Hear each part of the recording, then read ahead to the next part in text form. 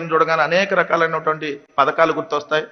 ఈరోజు నువ్వు తిరిగినటువంటి గ్రామాల్లో రాజశేఖర్ రెడ్డి గారు ఏదైతే ప్రవేశపెట్టినటువంటి పథకాలతో పాటు జగన్మోహన్ రెడ్డి గారు ప్రవేశపెట్టినటువంటి పథకాల ద్వారా లబ్ధి పొందినటువంటి కుటుంబాలు కనపడతా ఉన్నాయి.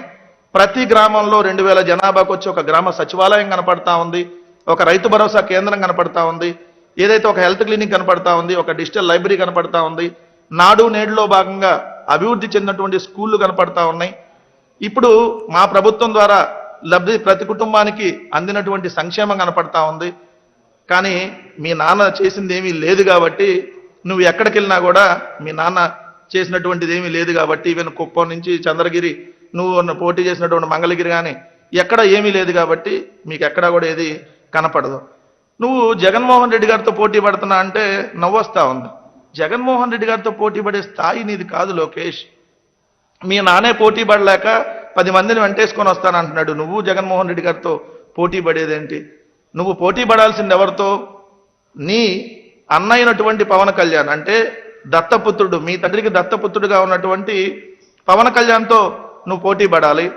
పవన్ కళ్యాణ్తో పోటీ పడాలి. పవన్ కళ్యాణ్ ఎందుకంటే 2 చోట్ల పోటీ చేసి ఓడిపోయాడు, నువ్వు ఒక చోట పోటీ చేసి ఓడిపోయావు. ఎందుకంటే మీ జీవితంలో ఇద్దరు ప్రజాక్షేత్రంలో ఇప్పటివరకు ఎమ్మెల్యే కాలేదు కాబట్టి మీరు పోటీ పడాల్సింది వాళ్ళతో, జగన్మోహన్ రెడ్డి గారితో కాదు. జగన్మోహన్ రెడ్డి గారు కాంగ్రెస్ పార్టీ ద్వారా ఎంపీ అయినా ఆ ఎంపీ పదవికి రాజీనామా చేసి బయటకు వచ్చి సొంతంగా పార్టీ పెట్టుకొని 5,40,000 ఓట్ల మెజార్టీతో పార్లమెంటుకి ఎన్నికై 2 సార్లు ఎంపీ, 2 సార్లు ఎమ్మెల్యే, ప్రతిపక్ష నాయకుడు, ఈరోజు ఆంధ్రప్రదేశ్ రాష్ట్ర ముఖ్యమంత్రిగా ఏదైతే ఈరోజు రేపు 175కి 175 స్థానాలను గెలిపించుకోబోతున్నటువంటి వ్యక్తి జగన్మోహన్ రెడ్డి గారు. నువ్వు పోటీ పడేది జగన్మోహన్ రెడ్డి గారితో పోటీ పడే స్థాయి ఇంకా నీకు రాలేదు. నువ్వు యాత్రలు చేసేసావు, ఆ యాత్రల వల్ల నారా లోకేష్ ఏదో నాయకుడు అయిపోయాడని చెప్పి ఎల్లో మీడియాలో వాళ్ళు చేస్తున్న ప్రొజెక్షన్ చూస్తుంటే గుర్తొస్తుంది. అంటే 4 మీడియా సంస్థలు లోకేష్ నాయకుడు అంటే నాయకుడు అయిపోరు. నాయకుడు అంటే ప్రజల్లో నుంచి రావాలి, ప్రజలకు భరోసా కల్పించాలి. మీ నాన్నలాగా మీడియా ప్రొజెక్ట్ చేసేసి మీ నాన్న నాయకుడు అని చూపిస్తే మీ నాన్న నాయకుడు కాదు, మీ నాన్న ఎప్పుడు వెన్నుపోటుదారుడే. సో నువ్వు కూడా అంతే, నువ్వు నాయకుడు, నువ్వు నిప్పు అని ప్రొజెక్ట్ చేస్తే నువ్వు నిప్పువు కాదు, నువ్వు ఎప్పుడూ జీవితాంతం పప్పువే. నీ జీవితంలో నువ్వు ఎమ్మెల్యే కాలేవు. అడ్డదారిలో ఎమ్మెల్సీ తీసుకొని మంత్రి అయినాక అక్కడే పోటీ చేస్తేనే ఎమ్మెల్యేగా నడివి ఇప్పుడేదో యాత్రలు చేస్తే ఎమ్మెల్యే అయిపోతావని అనుకుంటే ఇంతకంటే హాస్యాస్పదం ఇంకోటి లేదు. వీరందరూ అంట కలిసి వస్తున్నారంట, కలిసి వచ్చేసి రేపేదో ఉమ్మడి కార్యాచరణ రూపొందిస్తారంట, పెద్ద బహిరంగ సభ పెట్టి. ఏం చేస్తారు ఉమ్మడి కార్యాచరణ?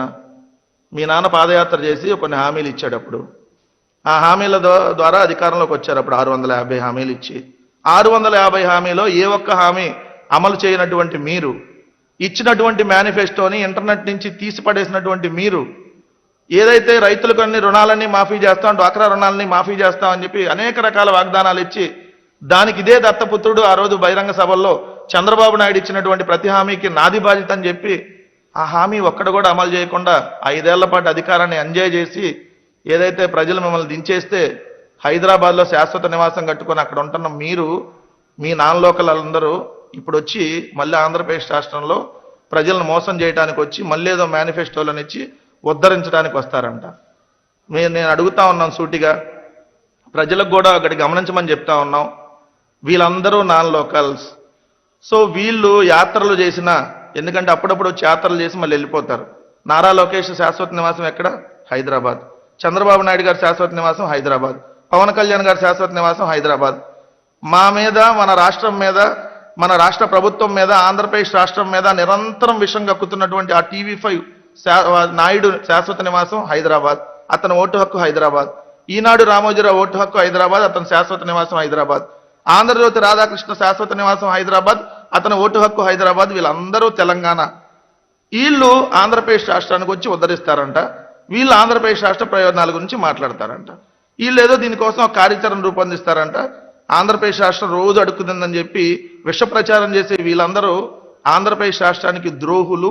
వీళ్ళందరూ ఆంధ్రప్రదేశ్ రాష్ట్ర నాశనాన్ని కోరుకునే వాళ్ళని మాత్రం మరోసారి స్పష్టంగా చెప్పబోతున్నాం. వీళ్ళందరూ కలిసి వస్తే కొన్ని చోట్ల ఏమైనా డిపాజిట్లు వస్తాయేమో, అంతకుమించి ఏ ఒక్క అసెంబ్లీ సీటు కూడా గెలిచేటటువంటి అవకాశం తెలుగుదేశానికి కానీ జనసేనకు కానీ వీళ్ళెవ్వరికీ లేదు.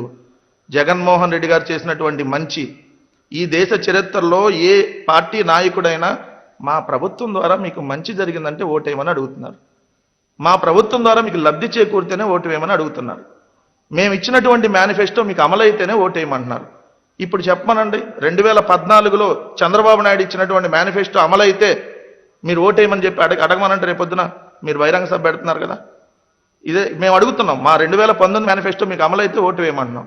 ఇదే చంద్రబాబు నాయుడు గారిని కానీ ఆ దత్తపుత్రుడిని కానీ ఇప్పుడు ఏదైతే తిరిగాడు కదా ఈ లోకేష్ యాత్ర అని చెప్పి మీరందరూ రేపొద్దున బహిరంగ సభలు అడగండి, మా మేనిఫెస్టో అమలైతేనే ఓటేయండి. 2014 తెలుగుదేశం మేనిఫెస్టోని 2019 వైఎస్ఆర్సీపీ మేనిఫెస్టో ఏది అమలైతే వాళ్ళకి ఓటేయమని చెప్పి అడిగేటటువంటి ధైర్యం ఉందా?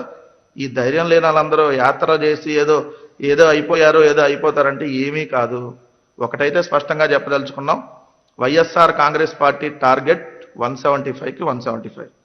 సో మా టార్గెట్ని ఎవరు కూడా ఎన్ని రకాల ఎంతమంది కలిసి వచ్చినా మా దగ్గర వాళ్ళకి డిపాజిట్లు వస్తాయేమో, మాకు వచ్చేటటువంటి ఏదన్నా మెజారిటీలో 1000-2000 మెజారిటీ తగ్గించగలుగుతారేమో తప్ప మా విజయాన్ని ఎక్కడా కూడా వాళ్ళు అడ్డుకునేటటువంటి పరిస్థితి ఉండదని మాత్రం స్పష్టంగా చెప్పదలుచుకున్నాం.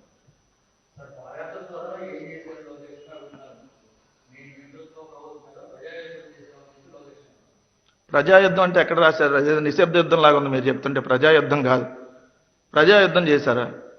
నిజంగా నారా లోకేష్ మాట్లాడినటువంటి మాటలకు కానీ పవన్ కళ్యాణ్ మాట్లాడే మాటలకు కానీ ఒకళ్ళేమో చెప్పులు తీసుకొని అంటారంటారు, ఒకళ్ళేమో పేకల బిసికి చంపేస్తారు, ఒకడేమో మేమందరినీ ఎర్ర బుక్కులో రాసుకున్న ఎస్పీ పేర్లతో సహా ఏదైతే పోలీస్ అధికారుల పేర్లు, ఏదైతే వైఎస్ఆర్ కాంగ్రెస్ పార్టీ ఎమ్మెల్యేల పేర్లు, మంత్రుల పేర్లు మేమందరూ ఎర్ర బుక్కులో రాసుకున్నాను, మీ అంతు తేలుస్తామని చెప్పి, లేదంటే అప్పుడే తొడలగొట్టి బూతులు తిట్టి ఒకడేమో బోషిడికే అంటాడు. ఇలా మాట్లాడినప్పుడు నిజంగా మాది నిరంకుశ ప్రభుత్వం అయితే వీళ్ళందరూ ఇలా మాట్లాడగలుగుతారా? మీరు నేనే సూటిగా అడుగుతున్నా మీడియా మిత్రుల్ని, నిజంగా మాది నిరంకుశ ప్రభుత్వం అయితే, నిజంగా మేము వాళ్ళని టార్గెట్ చేసే వెళ్తే ఇన్ని మాటలు మమ్మల్ని అనలేరు కదా. మేము ప్రజాస్వామ్యంగా వెళ్తున్నాం, వాళ్ళు తిడితే తిట్టుకోనిండి, ప్రజలు మాకు ఓట్లేశారు, మళ్ళీ ప్రజలకే మేము చెప్పుకుంటూ వెళ్తాం అంటున్నాం తప్ప వాళ్ళు మాట్లాడేటటువంటి మాటల్ని మేము పట్టించుకోవాల్సినటువంటి అవసరం లేదని మాత్రం స్పష్టంగా చెప్పదలుచుకున్నాం.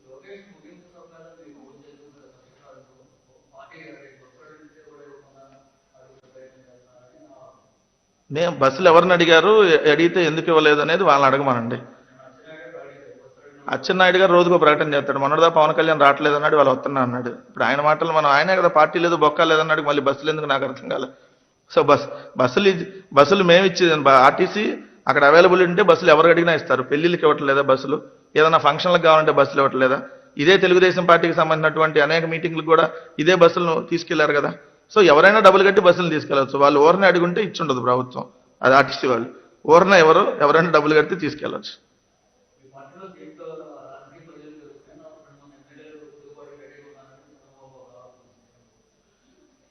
మీకు బాగా గుర్తుంటుందన్న, మేము అధికారంలోకి వచ్చిన మొట్టమొదటి 6 నెలల్లో కూడా ఇట్లాంటి స్టేట్మెంట్లు ఇచ్చారు. మాతో ఒక 20 మంది టచ్లో ఉన్నారని, 30 మంది టచ్లో ఉన్నారని, 50 మంది టచ్లో ఉన్నారని. ఏమైంది? ఆఖరికి నలుగురే మేము పార్టీ నుంచి బయటకు పంపించిన నలుగురు అలాగే టచ్లో ఉన్నారు. ఏదైతే వాళ్ళు కోటంరెడ్డి శ్రీధర్ రెడ్డో, లేదంటే ఉండవల్లి శ్రీదేవో, ఆనమో, ఎవరైతే మేకపాటి చంద్రశేఖర్ రెడ్డి, ఆ నలుగురు అలాగే టచ్లో ఉన్నారు. వాళ్ళు ఆల్రెడీ వ్యతిరేకంగా ఓటేశారు కాబట్టి మేమే పార్టీని సస్పెండ్ చేసాం. మా పార్టీ వాళ్ళు ఎవరు వాళ్ళతో టచ్లో లేరు. ఒకటైతే స్పష్టంగా చెప్పదలుచుకున్నాం, వైఎస్ఆర్ కాంగ్రెస్ పార్టీ ఇప్పుడు అభ్యర్థుల మార్పులు చేర్పులు ఇవన్నీ 175కి 175 గెలిచేదానికి. మేమేదో 130, 140 లేదా 120 టార్గెట్గా పెట్టుకెళ్తే మీరు అన్నట్టుగా మార్పులు చేర్పులు చేయాల్సినటువంటి అవసరం ఉండదు. బట్ ఒకటైతే మేము స్పష్టంగా చెప్పదలుచుకున్నాం, సామాజిక న్యాయం అనేది పోయిన 2019 ఎన్నికల్లో సీట్లలో కూడా మేము పాటించాం. అంతకంటే కొంచెం ఎక్కువ ఇంకా బీసీ, ఎస్సీ, ఎస్టీ సామాజిక వర్గాలకి అవకాశాలు ఉండాలి అనేటటువంటి ఆలోచనతో ముందుకెళ్తున్నాం కాబట్టి, సో ఆ విధంగా కొన్ని అవకాశాలు మళ్ళీ పోయినసారి అవకాశం రానటువంటి కమ్యూనిటీ కల్పించాలి ఆ కాన్స్టిట్యున్సీలో అనేటటువంటి ఉద్దేశంతోనే మార్పులు చేర్పులు అనేవి జరుగుతున్నాయి.